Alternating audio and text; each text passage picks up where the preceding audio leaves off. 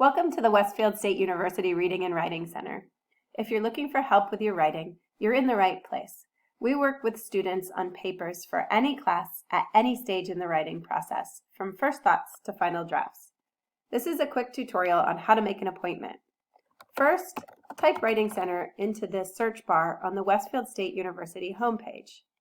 The first page that will pop up is the Reading and Writing Center. Go ahead and click on that.